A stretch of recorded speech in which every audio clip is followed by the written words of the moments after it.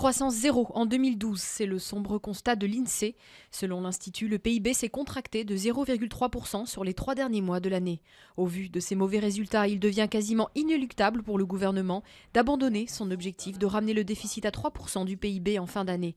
Paris compte désormais sur un délai de la Commission européenne. Contrairement à PSA, Renault s'est maintenu dans le vert en 2012, mais le constructeur a vu ses bénéfices fondre de 15% sous le coup de la crise automobile en Europe.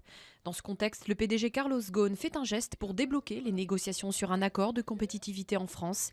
Il reporterait 30% de sa part variable de rémunération si les syndicats acceptent de signer cet accord. Un effort qui n'est pas suffisant, a réagi Arnaud Montebourg. François Hollande en Inde pour 48 heures, c'est à un exercice de diplomatie économique que va se livrer le chef de l'État, qui est accompagné d'une cinquantaine de chefs d'entreprise français. Tous les regards sont tournés vers le Rafale, avec l'espoir de conclure la vente de 126 avions, un contrat évalué à 12 milliards de dollars. L'athlète handicapé sud-africain Oscar Pistorius arrêté pour le meurtre de sa fiancée. Selon la presse, il aurait tiré sur sa petite amie par erreur en la prenant pour un voleur introduit dans leur résidence de Pretoria. Le champion paralympique, qui est une star dans son pays, devrait comparaître devant un juge dans la journée. Voici la championne du carnaval de Rio qui s'est achevée après 2 semaines de fête. L'école de samba Villa Isabel a remporté le titre avec un défilé sur le thème de la puissance agricole au Brésil, le grenier du monde.